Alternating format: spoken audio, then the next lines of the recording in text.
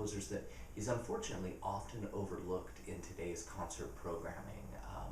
His works are really beautiful. The great Spanish guitarist Andres Segovia would perform his Pavans and some of his other compositions in concert on a regular basis. And it's unfortunate that we overlook his pieces today. He lived from 1500 to 1561, and he is one of the great Viola composers. The Viola was an instrument that's a relative of the modern guitar. He was the first published composer for the viola to be played with the fingers, so using technique very similar to the technique that we use today. And the pieces, especially his pavans, really reflect this very rich texture and very interesting use of harmony. Pavan number 1 is demonstrative of this. So let's take a closer look at this piece before we start to break it down line by line. The interesting thing for us is that while this piece utilizes many common chord shapes, chords that we use in all styles of music on a regular basis, it's actually composed with each of these notes being a separate voice, as if you were performing a choir on the guitar. Before we get to that, let's look at the chord shapes that you probably want to familiarize yourself with before starting this piece. I would definitely familiarize myself with an A chord, an E chord, a C chord, a G7 chord, and an A minor chord. So go ahead and pause the video, take a look at the chord boxes, and review these shapes. So let's start to look at the first line of this piece. As I mentioned, we want to think of all of these notes as individual voices that then comprise a chord. That's a little bit different than thinking of this as a chord progression. The biggest thing and the biggest challenge for us is to connect note to note from each chord. So it makes the chord changes even that more specific. There can't be breaks, or those individual notes won't connect. So if we take a look, the piece starts out with what would be an A minor chord. The next chord shape is our E major, followed by an A minor, back to an E major. Now you'll notice in the left hand, those changes are relatively subtle. In many cases, we're moving one finger at a time. But the trick is to not let there be a break. We don't want to hear this.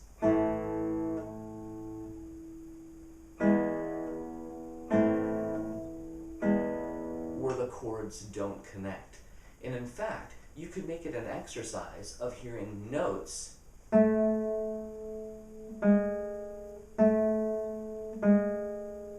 or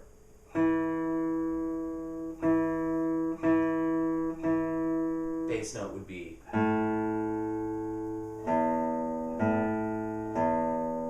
and when we put those together we hear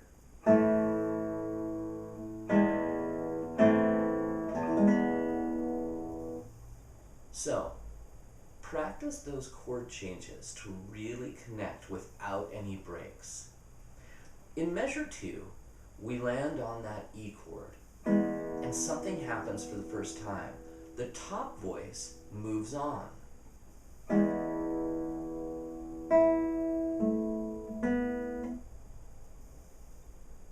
In measure 2, for the first time, we have a top voice with a melody. So if we look just at measure 2, we have an E major chord that sustains while a moving melody line is above it. Measure 2.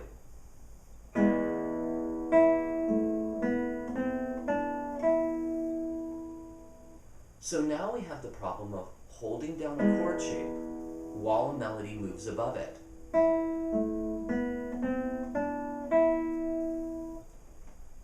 Measure 3 and 4 are basically the same as measures 1. They're a series of chord changes.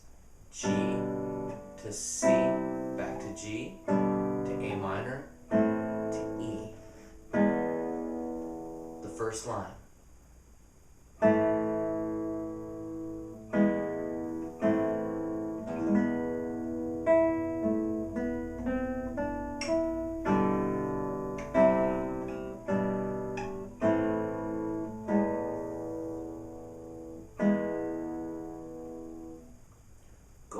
pause the video and practice through the first line. Again, pay close attention to connecting voices. Try to listen if you hear pauses or interruptions of the continuity. So line 2 extends this idea that was introduced in line 1. We start out with something that hasn't happened before in this piece, a melody in the bass. So if we look, the chord shape on line 2 is just a C chord. Our C chord that we've learned know forever and ever.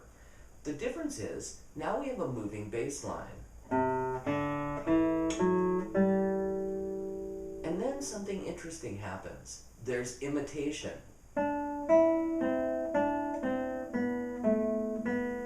In the top voice. This interplay between these voices becomes very important, that we sustain the notes underneath so we can hear these contrasts. If we look at measure 3, we go back to our A minor chord, and then we have to change to a D chord. This change is very challenging. The easiest way to work on it is to lead with your pinky and get your pinky set and then plant the other fingers. This is followed by a contraction chord. We go from our D chord, our second finger contracts to what would be an A chord with some open strings. It creates what we call a suspension. This A note is right in an A chord, but it's wrong in the next chord shape, which is E. So it creates a tension. So the second line.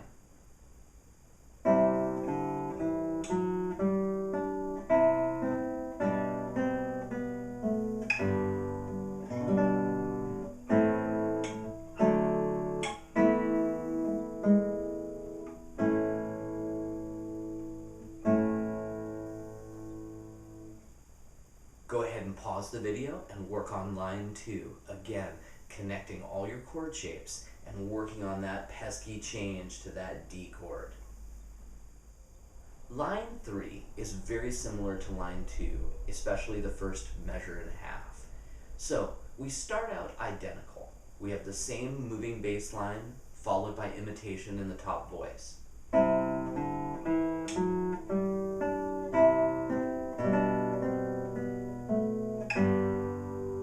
At this point, it changes. Our texture changes. We go back to this melody on top with sustained bass notes. And then we have a very interesting thing that happens in the third measure. So we go from D chord,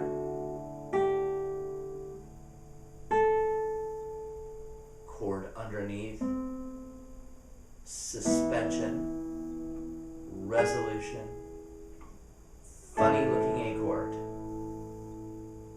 I'll do that again, the whole line, very slowly.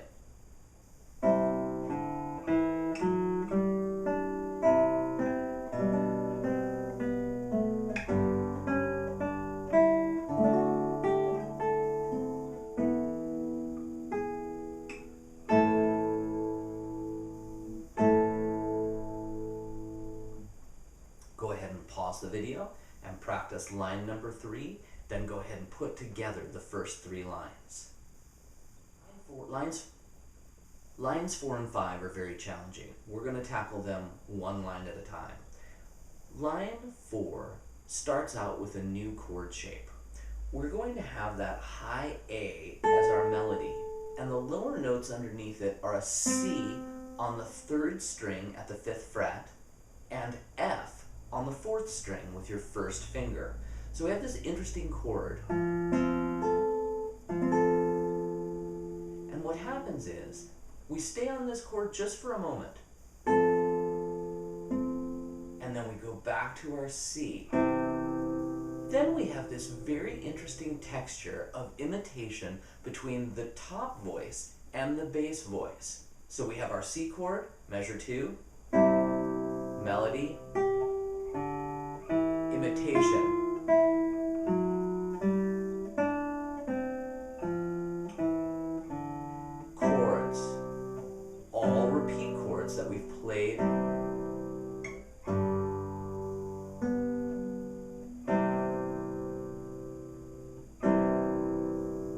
So the challenge is to really bring out the fact that those two parts imitate one another and that they sustain against each other. So we have held notes while the other part mirrors or imitates what was just said.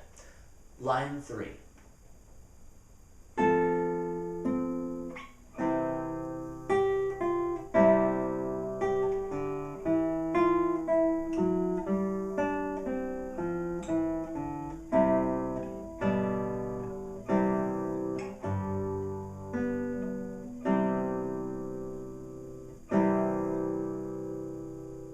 Line 4 gives us the opportunity to start to work on playing some interesting scale runs.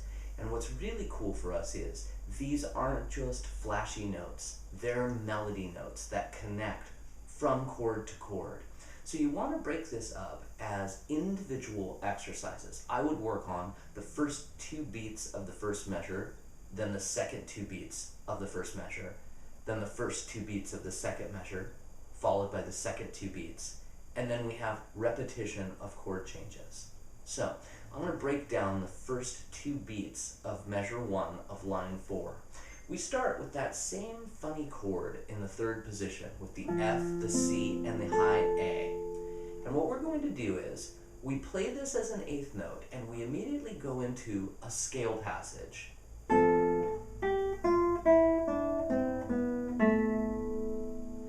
In the right hand, I'm playing PMI, PMI to set up that pattern that is occurring in the left hand.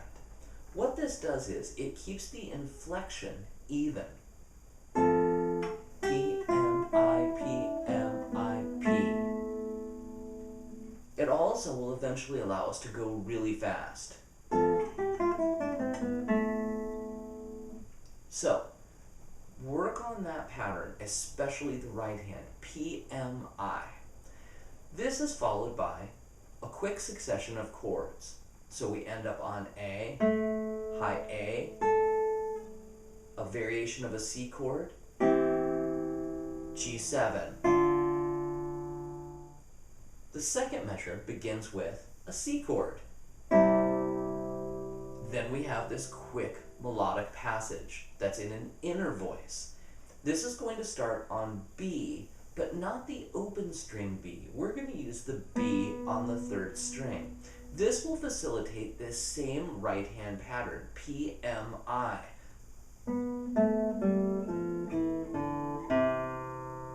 So the first 2 beats of measure 2.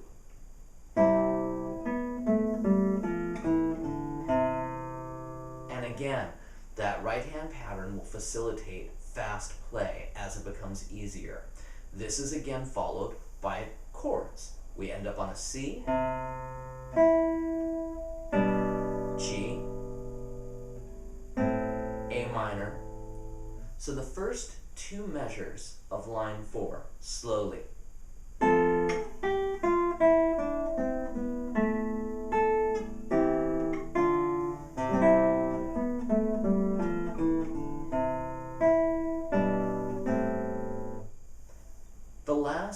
Measure of that line in the score, and it's the last 2 measures of that phrase, again are repetition of the same chord shapes we've already had.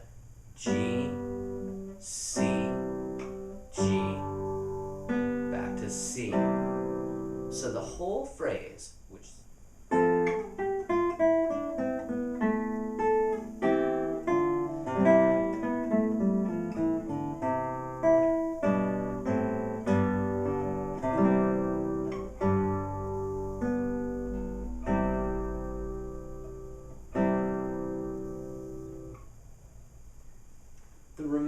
the piece is variation of what we've done before. So the remainder of line 5 are all these connected chords, and they're all chords we've played before in this piece. If we start on measure 2, we have a C chord, G chord, C chord, A minor, G chord, G, A minor, G, A minor, that funny D to that funny A with the suspension to A major. last line of the piece is almost identical repeat. So we have that moving bass line, the imitation. This is a little different. Funny D chord, suspension, resolution. The last two lines.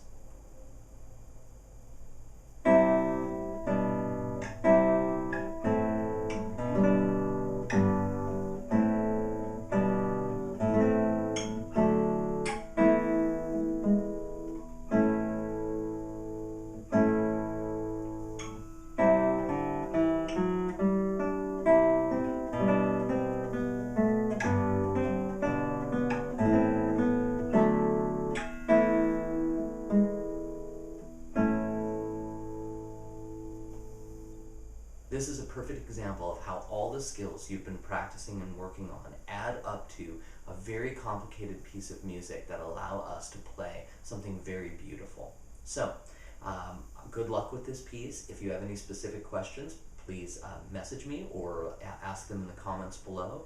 And subscribe to the channel. There'll be plenty of updates in the coming weeks.